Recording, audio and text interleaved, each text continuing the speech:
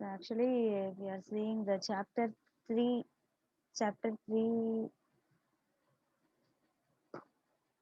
DBMS lesson relationship topic. RDBMS relationship topic தான் நம்ம பார்த்துட்டு இருக்கோம். ஓகே. ஸோ அதில் இதுக்கு முன்னாடி என்னென்ன டாபிக்ஸ் எல்லாம் நம்ம பார்த்துருக்கோம்னா ஒன் மினிட் relationship பார்த்திருக்கோம், என்டிட்டியோட type and attributes we see. So now we going to see the instance type, relationship instance. So what do you mean by relationship? Relating the two tables is called as relationship. Relating the two table is called as relationship. Instance means object. Instance means object. இப்போ suppose ஒரு table நம்ம create பண்ணிட்டு அந்த table original table நம்ம create பண்ணிட்டு அதுக்கு object create பண்ணி அந்த object n number of object create பண்ணிடலாம். That table will be copied to the each object. ஒவ்வொரு ஆப்ஜெக்ட்டுக்குமே அந்த டேபிள் காப்பி பண்ணி இப்போ அந்த ஆப்ஜெக்ட் வச்சு நம்ம we can access the record or field anything from the table. அந்த டேபிள்ல இருந்து நம்ம என்ன பண்ணிக்கலாம், அந்த இதை வச்சு ஆக்சஸ் பண்ணிக்க முடியும். ஓகேவா? இதான் ரிலேஷன்ஷிப் இன்ஸ்டன்ஸ்.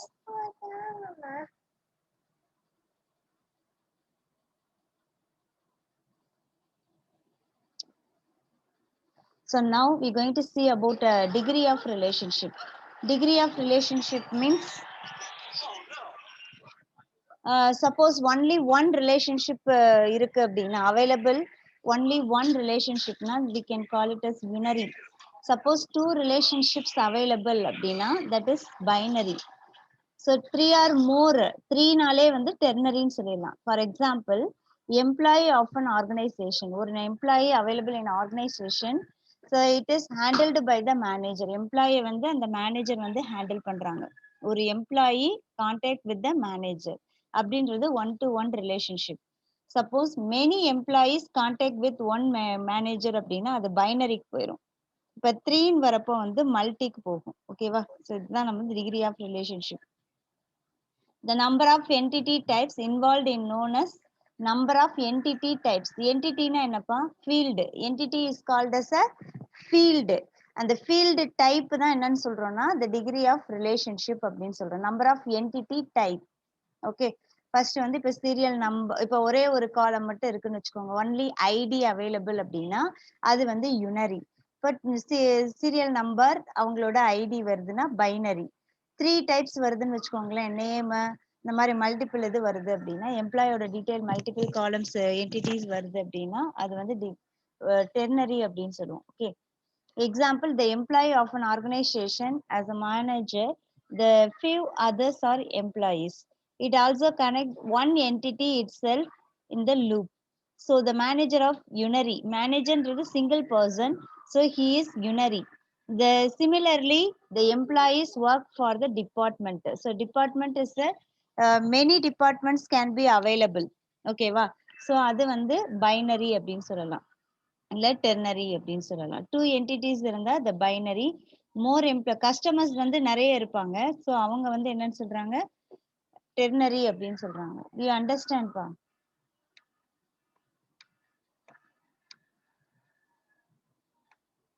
புரியுதா? Can you able to understand? Yes, ma'am. Okay. Yes, So next our topic is cardinality. Cardinality na என்னன்னு சொன்னோம், one to one relationship தான் cardinality. So cardinalityல நம்ம என்ன மெயினா கன்சிடர் பண்ணுவோம் அப்படின்னா, suppose if you are doing a transaction. Transactions means என்ன அர்த்தம்? What do you mean by transaction?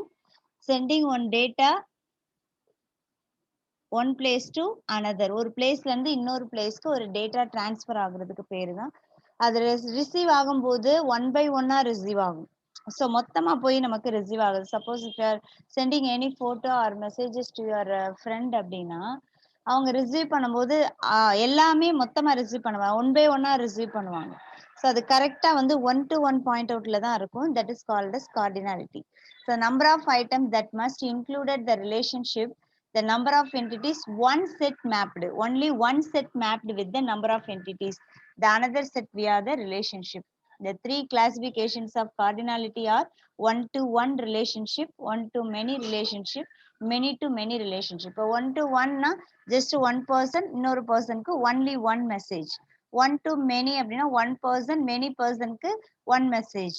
Many-to-many னா the many person can be sent the many messages to the particular persons. அந்த மாதிரி வரும். The person drives the vehicle. இது வந்து one-to-one relationship. Okay. Next, the customer plays an order. Customer plays an order. இப்போ எவ்வளவு orders வேணாலும் போடலாம் customer. அப்ப இது one to many relationship. Okay.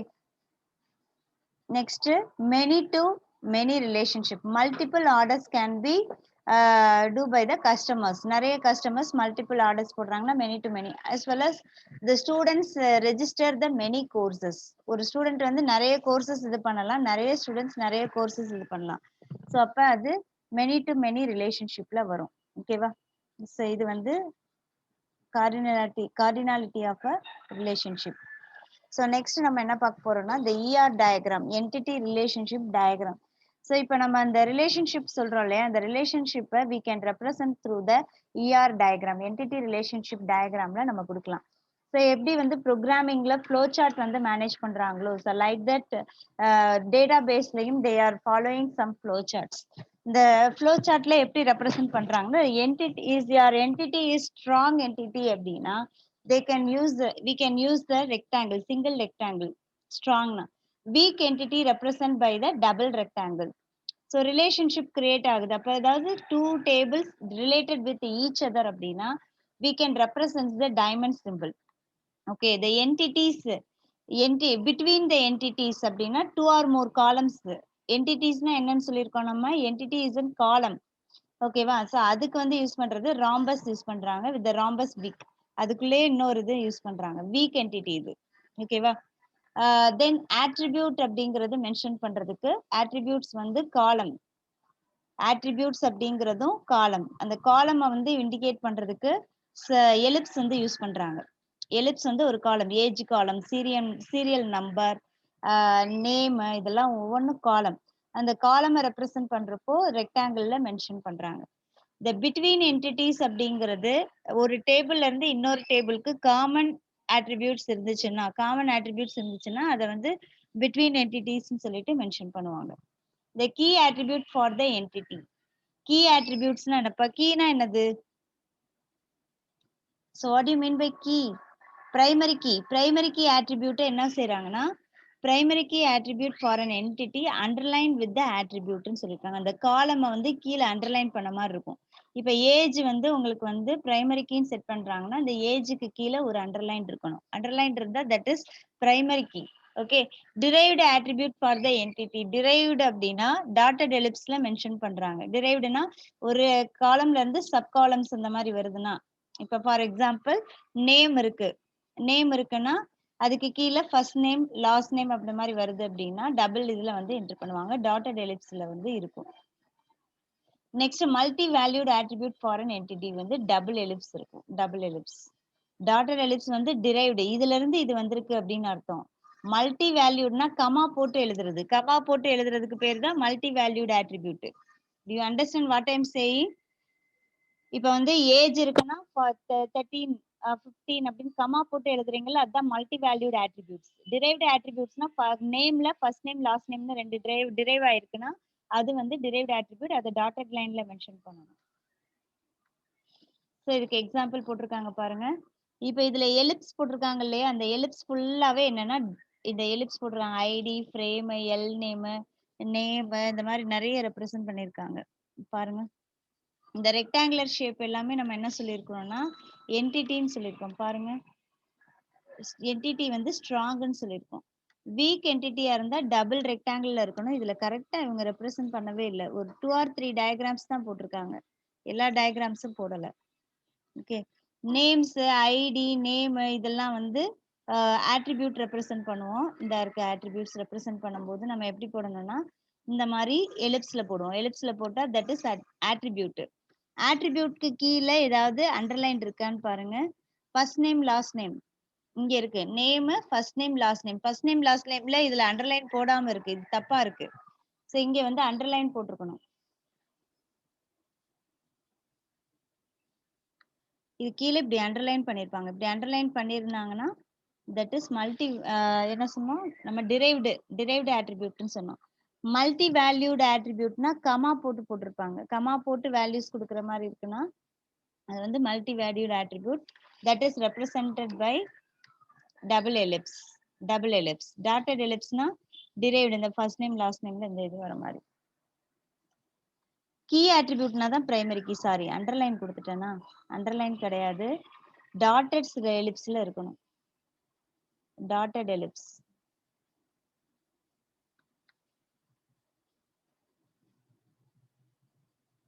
Dotted ellipse வரல. இதுக்குள்ள டாட்டட் எலிப்ஸ்ல வந்திருக்கும். நான் பிளைனா போட்டிருக்கேன். பிளைனா போட்டா மல்டி வேல்யூட், டாட்டட்ல போட்டாதான் நமக்கு டிரைவ்டு ஆட்ரிபியூட். நெக்ஸ்ட் எக்ஸாம்பிள் பாருங்க. ஸோ அந்த இப்போ அபோவ் எக்ஸாம்பிள்ல இருந்து என்ன இது பண்ணிருக்கீங்க, என்ன வந்து ரெப்ரசென்ட் பண்றீங்கன்றது இங்க கொடுத்துருக்காங்க. The attributes of few entity, some என்டிட்டியோட ஆட்ரிபியூட்ஸ் வந்து இங்க கொடுத்துருக்காங்க. Name, ID, first name, last name, இதெல்லாம் வந்து ஆட்ரிபியூட். இது வந்து பேரண்டோட ஆட்ரிபியூட். இது வந்து ஒரு entity. Parent is an entity, student is an entity, admin, classes, subject, teachers are entity. ஓகேவா? இந்த ராம்பஸ் போடுறது வந்து என்னன்னு சொல்லியிருக்கோம், ராம்பஸ் வந்து ரிலேஷன்ஷிப்னு சொல்லியிருக்கோம். ஸோ இந்த என்டிட்டிக்கும் இன் பிட்வீன்ல relationship, have and relationship, one to many relationships. Okay மா, ஏதாவது புரியாம இருக்கா? Any doubts? Any doubts? Kayalvizhi, Arshad, Siddharth?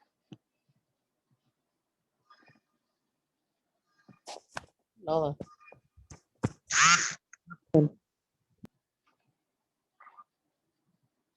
So பேரண்ட்ல name, ID, first name, last name, ஸ்டூடெண்ட்ல ID, name, first name, last name, டீச்சர்ஸ்லயும் name, ID, phone number, address, இதெல்லாம் வந்துருக்கு. Okay, so இதுல வந்து என்னென்ன ரிலேஷன்ஷிப்னா, parent have students, admin enrol students, admin hire students. இந்த இதுல இருக்கிறது தான் இப்படி ரிலேட் பண்ணியிருக்காங்க. Parents have students, students enrol admin, admin students takes class, take class, teachers assigned to class. இந்த மாதிரி ரிலேஷன்ஷிப் போகுது பாருங்க ரெண்டு என்டிட்டிக்கு இன் பிட்வீன்ல. டீச்சர்ஸ் ஹையர் கிளாஸஸ் ஹேண்டில் பண்றது, டேக்ஸ், இந்த மாதிரி ரிலேஷன்ஷிப் கொடுத்துருக்காங்க. Teacher teaches the subject, teacher is assigned to the class, as the admin adds the subjects. இந்த மாதிரி ரிலேஷன்ஷிப் கிரியேட் பண்ணுவாங்க. இப்போ நெக்ஸ்ட் டாபிக் வந்து we going to see about introduction to MySQL. So MySQL அப்படின்னா என்னன்னு சொல்லியிருக்கேன். anyone say? MySQL அப்படிங்கிறது லாங்குவேஜா இல்ல அப்ளிகேஷனா?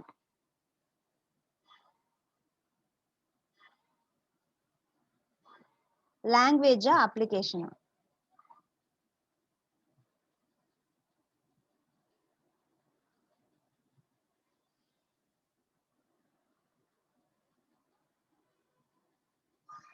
சேப்பா, சே ஆன்சர்.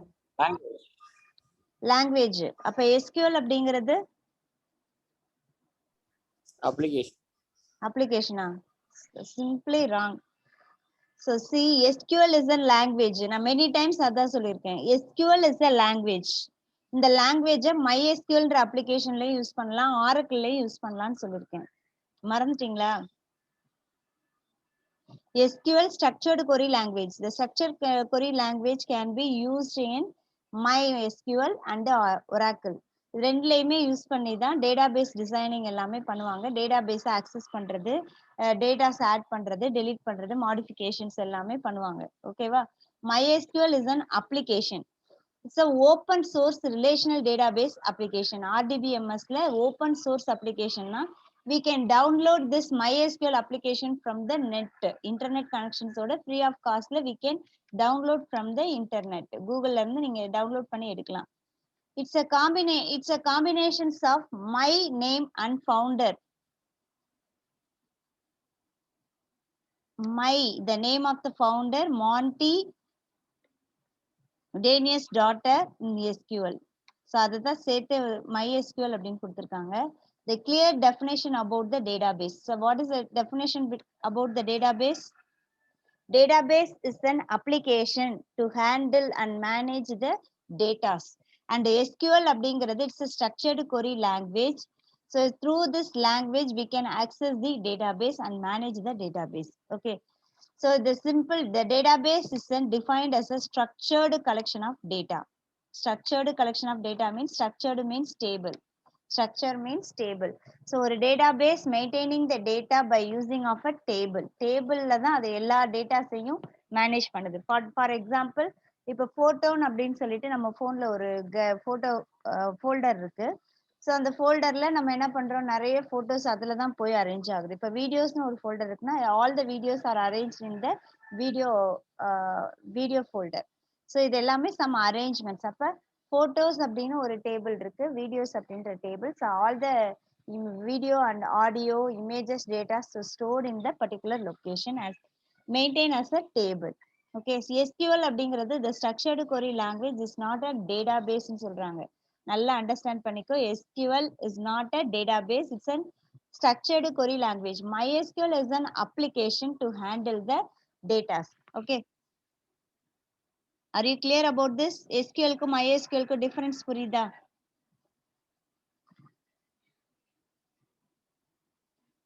சேப்பா respond. Yes, ma'am.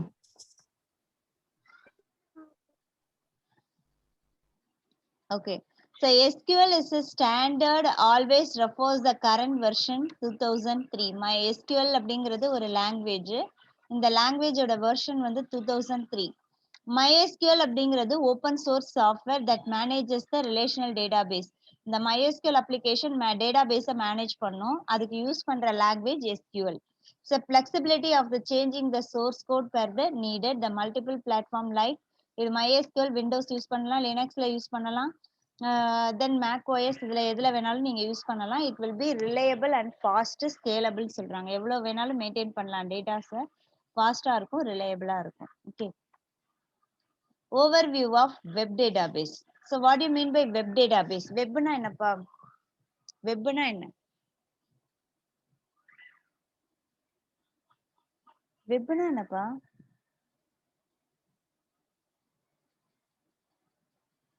வெப்சைட்ன்றீங்க, வெப் பேஜ்னு சொல்றீங்க இல்லையா? வெப்னா என்ன?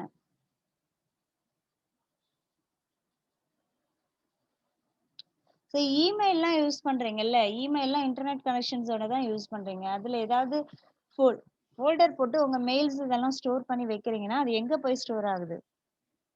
கூகுளோட சர்வர்ல போய் ஸ்டோர் ஆகுது. ஸோ அந்த சர்வரை மேனேஜ் பண்றதுக்குன்னு ஒரு டேட்டாபேஸ் இருக்கும். ஓகேவா? வெப் டேட்டாபேஸ்னா ஆன்லைன்ல நீங்க மேனேஜ் பண்ற டேட்டாஸ். ஆன்லைன்ல மேனேஜ் பண்ற டேட்டாஸ் நீங்க எங்க இப்ப இன்டர்நெட்ல நீங்க யூஸ் பண்ற எல்லாமே ஒரு டேட்டாபேஸ்ல ஸ்டோர் ஆகும். அது எல்லாமே உங்களுக்கு ரிமோட்ல சேவ் ஆகுது, கிளவுட் ஸ்பேஸ்ல நமக்கு சேவ் ஆகுது அப்படின்னா அது web database. Many databases are existence to meet our needs of the applications. These databases are broadly divided into heavy and light database. Heavy database na நிறைய data heavy database and light database. Light database அப்படிங்கிறது cloud space manage பண்றதுக்கு use பண்ற database. இப்போ Google டிரைவ்ல எல்லாம் உங்களுக்கு 15 GB கொடுக்குறாங்க, 20 GB கொடுக்குறாங்க. அதுக்கு மேல வேணும்னா நீங்க பே பண்ணி கெட் பண்ணிக்கலாம். ஸோ இப்போ அதெல்லாம் வந்து மேனேஜ் பண்றதுக்கு யூஸ் பண்ற டேட்டாபேஸ் வந்து கிளவுட், அதாவது லைட் டேட்டாபேஸ். ஹெவி டேட்டாபேஸ் அப்படிங்கிறது இப்போ சர்வர் கிளைண்ட் டெக்னாலஜில கூகுளோட சர்வர் இருக்கும். ஸோ டோட்டலா இங்க இருந்து எல்லாத்தையுமே அவங்க மேனேஜ் பண்றாங்க. எவ்வளவோ மில்லியன் ட்ரில்லியன் கணக்குல வந்து யூசர்ஸ் வந்து ஹேண்டில் பண்றாங்க, அவங்களோட டேட்டாஸ் எல்லாம் மேனேஜ் பண்றாங்க. ஸோ இப்போ அவங்க வந்து யூஸ் பண்றது எல்லாமே ஹெவி டேட்டாபேஸ். ஓகே. கிளவுட்ல யூஸ் பண்றது லைட் டேட்டாபேஸ்.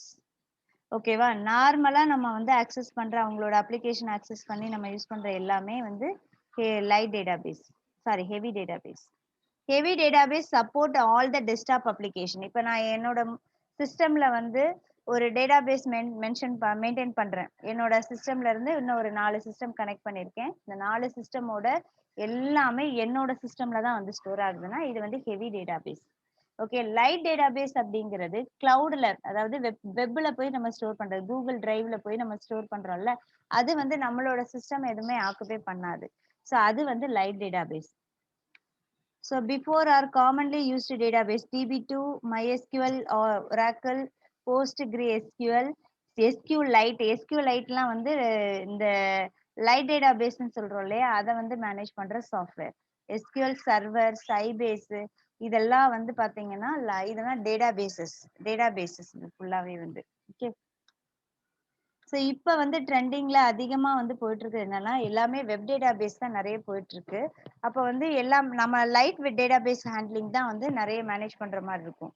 நம்மளோட சிஸ்டம்ல போட்டு ஹெவி டேட்டாபேஸ் மெயின்டைனிங் வந்து கிடையாது. Okay,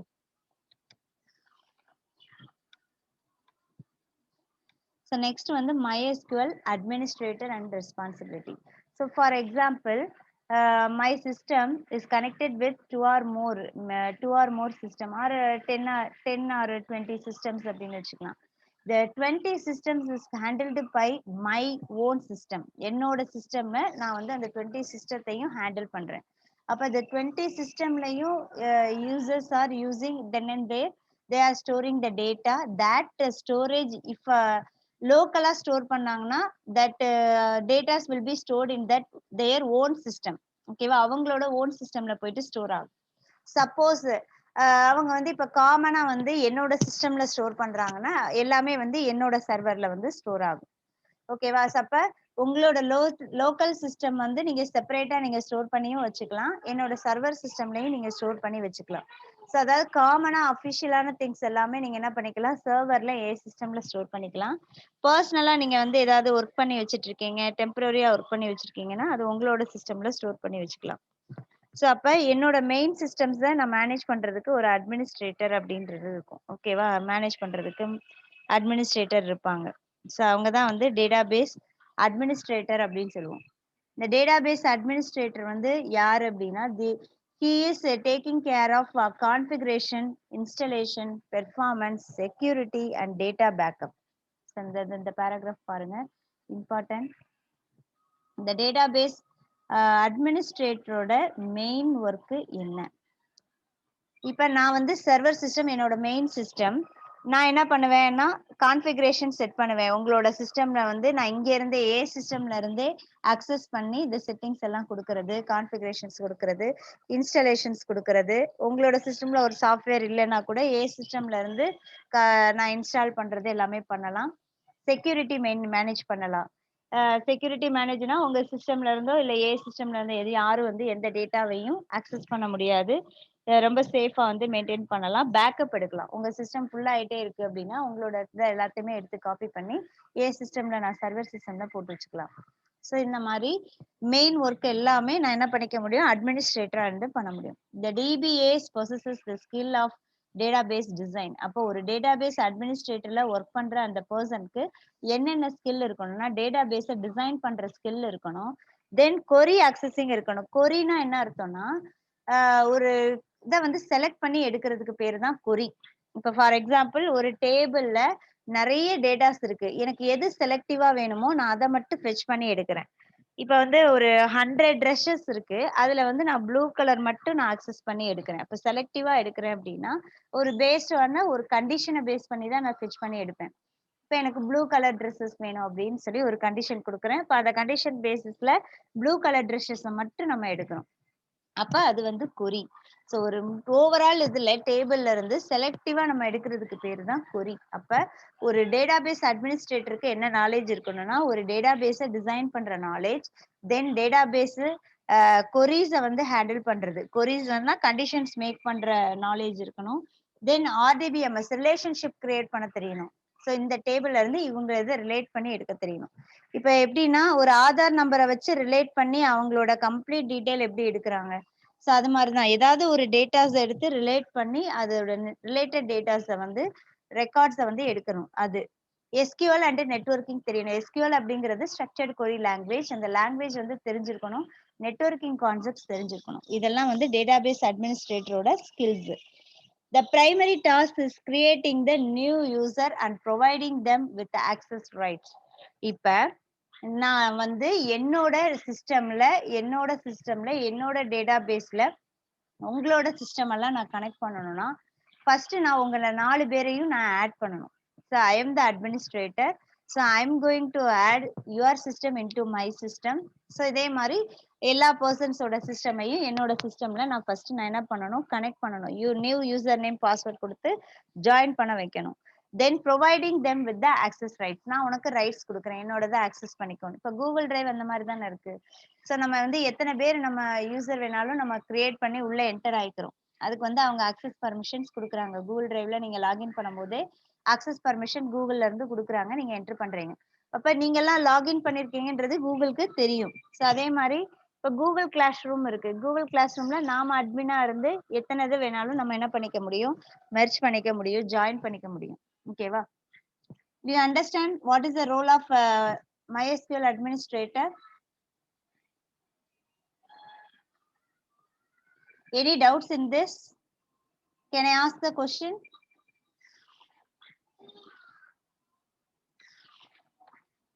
Arshad, say about a database administrator. Unmute and speak, pa.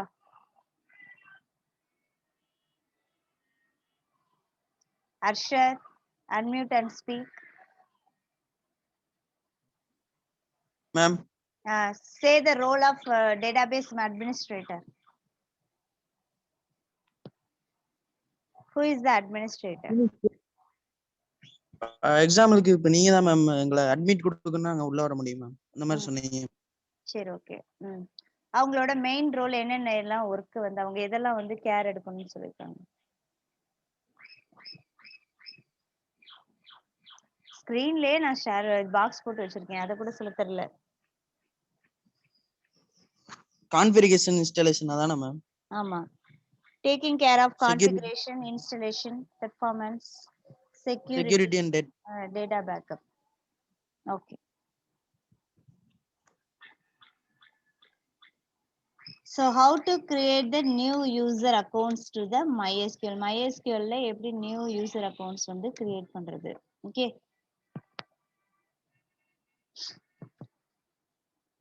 So first வந்து யூசர் நேம் பாஸ்வேர்ட் வந்து கொடுத்து உள்ள நம்ம லாகின் பண்ணி உள்ள போயிட்டு ஒரு டேட்டாபேஸை கிரியேட் பண்ணணும். ஃபர்ஸ்ட் ஒரு அட்மின் வந்து அவங்களோட அக்கௌண்ட்ல இருந்து ஃபர்ஸ்ட் உள்ள போகணும். இப்ப நான் வந்து என் சிஸ்டம்குள்ள உள்ள என்ட்ரு ஆனா தானே ஒன்னு அட்மிட் பண்ண முடியும்.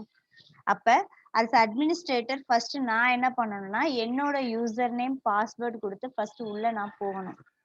போயிட்டு ஒரு டேட்டாபேஸ் நான் கிரியேட் பண்ணணும். ஏன்னா என்னோட யூசர்ஸ் அவங்களோட டீடைல்ஸ் எல்லாம் என்டர் பண்றதெல்லாம் ஸ்டோர் பண்றதுக்கு நான் அது ஒரு டேட்டாபேஸை நான் கிரியேட் பண்ணணும்.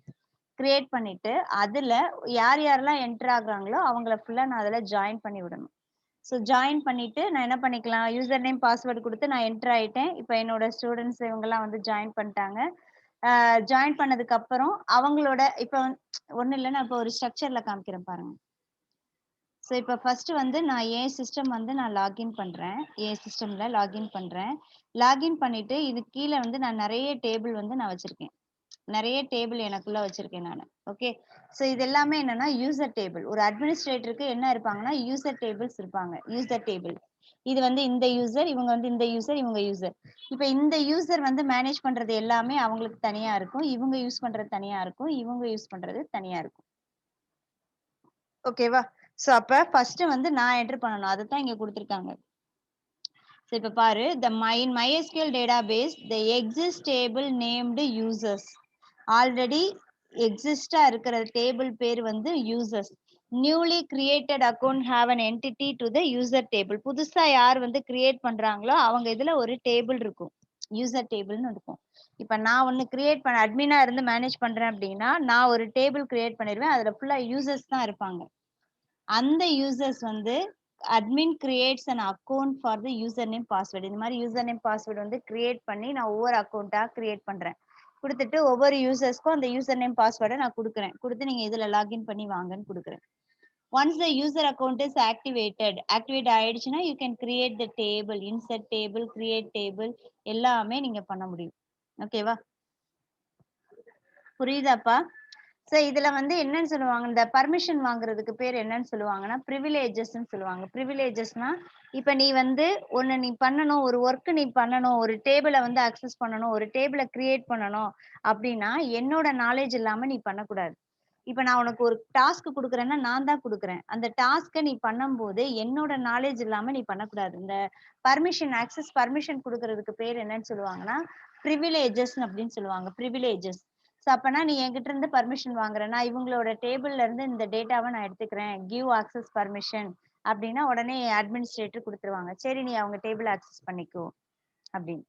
சோ நான் இப்ப வந்து ஒண்ணும் இல்ல. இப்ப கூகுள் டிரைவே இருக்குன்னு வச்சுக்கோங்களேன். கூகுள் டிரைவ் வந்து நான் வந்து நெறைய ஃபைல்ஸ் போட்டு வச்சிருக்கேன். என் ஃபைல்ஸ வந்து இப்போ உனக்கு வந்து நான் ஷேர் பண்ணணும். சோ இப்ப நீ என்கிட்ட வந்து ரெக்வெஸ்ட்டா கேட்குற. எனக்கு இந்த ஃபைல வந்து ஷேர் பண்ணுங்கன்னு. அப்ப அந்த அக்சஸ் பர்மிஷன் கிராண்டட்னா நான் என்ன பண்றேன்? நான் வந்து உனக்கு ஷேர் பண்றேன். உனக்கு ஒரு மெயில் வருது. மெயில் வந்தோனே அக்செப்ட் பண்ணிக்கிட்டேன்னா, அப்ப என் ஃபைல வந்து நீ உன்னால வியூ பண்ணி பார்க்க முடியுது. சோ இந்த அக்சஸ் பர்மிஷன்ஸ்க்கு பேரு தான் பிரிவிலேஜஸ். சோ அதுல வந்து அவங்க என்னென்ன ஃபீல்ட் வந்து அந்த டேபிள்ல இருக்குன்னு சொல்றாங்கன்னா, அட்மினோட டேபிள். அட்மின்னா நான் தான் அட்மின் டேபிள். என்னோட அட்மின் கிட்ட தான் யூசர் டேபிள்ஸ் இருக்கும். அட்மின் கிட்ட தான் யூசர் டேபிள்ஸ் இருக்கும். எத்தனை யூசர்ஸ் வந்து ஜாயின் பண்றாங்களோ அவங்களோட டேபிள். இந்த இருக்குல்ல இதுதான் அட்மின். இந்த அட்மின்க்கு கீழ யூசர் டேபிள்ஸ் இருக்கு. இந்த யூசர், இந்த யூசர், இந்த யூசர், யூசர் டேபிள்ஸ் இருக்கு. ஓகேவா? சோ அந்த யூசர் டேபிள்ஸ்ல என்னென்ன ஃபீல்ட்ஸ் இருக்கும்? இது 2 மார்க் கொஸ்டின். யூசர் டேபிள்ஸ்ல என்னென்ன ஃபீல்ட்ஸ் வந்து இருக்கும்? ஃபர்ஸ்ட் ஃபீல்ட்ஸ் வந்து ஹோஸ்ட். ஹோஸ்ட்னா யாருப்பா? ஒரு யூசர் வந்து ஒரு ஹோஸ்ட். ஒரு சிஸ்டம். ஒரு சிஸ்டம் வந்து ஒரு ஹோஸ்ட். அவங்க நேமு, பாஸ்வேர்டு, அவங்க வந்து என்னென்ன பிரிவிலேஜஸ், அக்சஸ் பர்மிஷன் குடுத்திருக்கு. அவங்க வந்து இன்சர்ட் பண்றதுக்கு மட்டும் பர்மிஷன் குடுத்திருக்கு. அப்டேட்க்கு மட்டும் பர்மிஷன் குடுத்திருக்கு. அந்த டேட்டாவ யாருக்கும் சென்ட் பண்ணக்கூடாதுன்றனால பர்மிஷன் குடுக்கல. இப்ப இந்த டேபிள்ல வந்து டேட்டாபேஸ் கிரியேட் பண்றதுக்கும், ஆக்சஸ் பண்றதுக்கும் பர்மிஷன் இருக்கு. பட் இந்த டேபிள் ஆக்சஸ் பண்ண நோ பர்மிஷன்ஸ். அப்ப இவங்க வந்து எதையுமே இவங்களுக்கு குடுக்க முடியாது. இவங்க அக்சஸ் பண்ண முடியாது. அப்படி இருக்கும். சோ ஒவ்வொன்னுக்குமே அக்சஸ் பர்மிஷன்ஸ் வாங்கணும். அந்த பர்மிஷன்ஸ்க்கு பேரு தான் பிரிவிலேஜஸ். இங்க அதான் போட்டிருக்காங்க. செலக்ட் பண்றதுக்கு பிரிவிலேஜஸ் வாங்கணும். இன்சர்ட் பண்றதுக்கு பிரிவிலேஜஸ், அப்டேட்டுக்கும் பிரிவிலேஜஸ். இது 1 மார்க் கொஸ்டின்ல கேட்பாங்க. இத கரெக்ட்டா எழுதணும்ப்பா. கீவேர்ட்ஸ் இது. சோ ஒரு டேபிள செலக்ட் பண்றதுக்கு வாங்குறதுக்கு யூஸ் பண்றதுக்கு உள்ள பிரிவிலேஜஸ் என்னன்னா select underscore privilege, insert underscore privilege, update பண்றதுக்குன்னா ஏதாவது changes, making the changes, update privileges. Note பண்ணிக்கோங்க.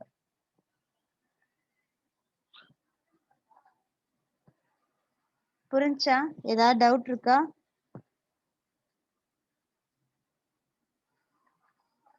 Any doubts?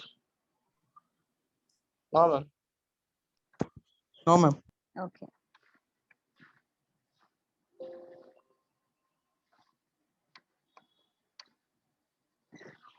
So new user accounts added with the values to the user table by using insert query MySQL.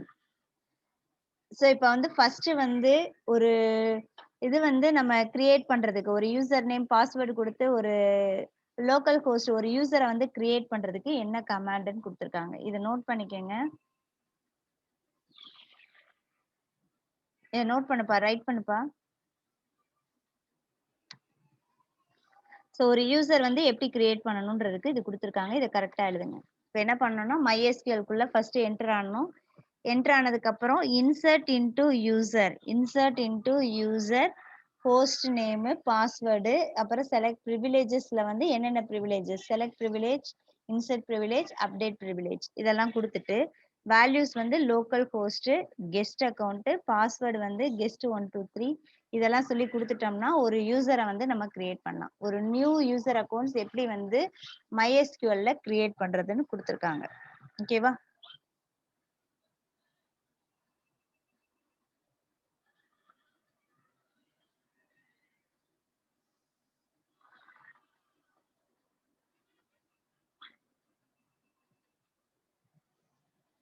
இதை எழுதிக்கங்க.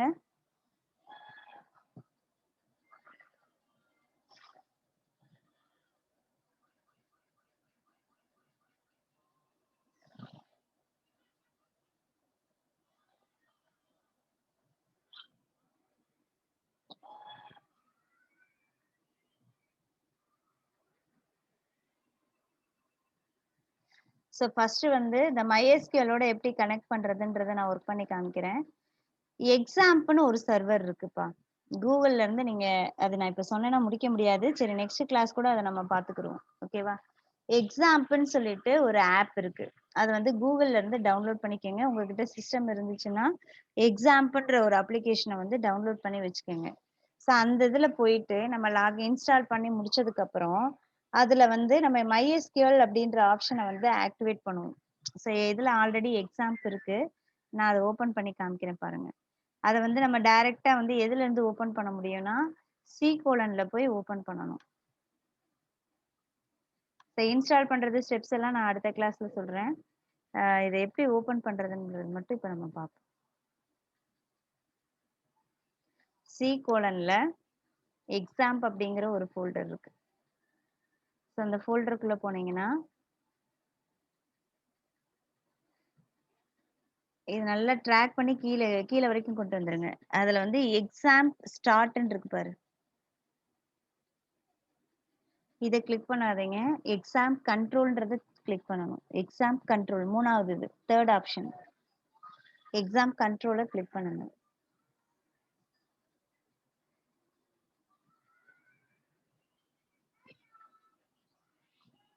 இங்க எக்ஸாம்ப் வந்து run ஆகுது பாரு.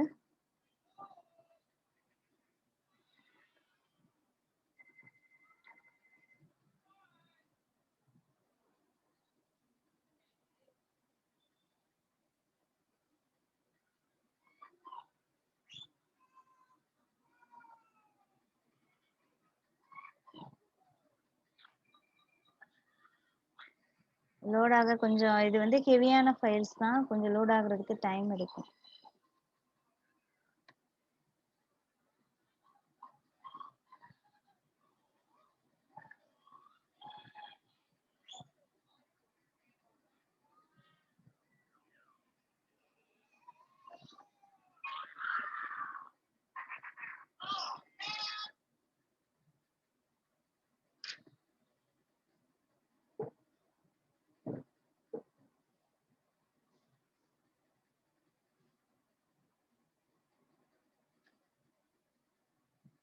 Open ஆகலையா?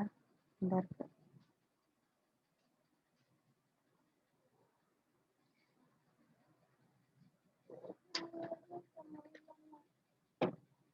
எக்ஸாம்ப் வந்து ஓப்பன் ஆயிருச்சுப்பா. இப்ப இதுல வந்து நம்ம என்ன பண்ணணும்னா, இந்த அப்பாச்சி MySQL இது 2யும் வந்து நம்ம ஸ்டார்ட் பண்ணி விடணும். இது 2யும் ஸ்டார்ட் பண்ணி விட்டுட்டா நமக்கு MySQL வந்து ஒர்க் ஆக ஆரம்பிக்கும். ரன் பண்ணி விட்டாச்சா? ரன் ஆக ஆரம்பிக்குது. லோக்கல் ஹோஸ்ட்ல ரன் ஆகுது. சரி இப்ப இத மினிமைஸ் பண்ணிட்டு, நீங்க வந்து என்ன பண்ணிக்கலாம்னா, command prompt CMD command prompt open பண்ணிக்கலாம். ஓப்பன் பண்ணிட்டு MySQL குள்ள நம்ம கனெக்ட் பண்ணணும். ஓகே.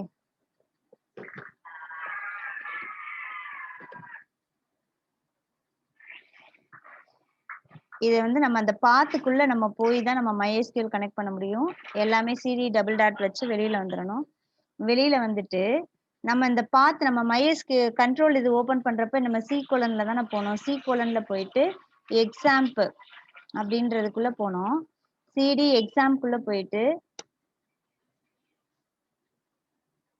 CD எக்ஸாம்ப்க்குள்ள போனோம். எக்ஸாம்ப்க்குள்ள போயிட்டு MySQLன்னு ஒரு ஃபோல்டர் இருக்கும் பாருங்க.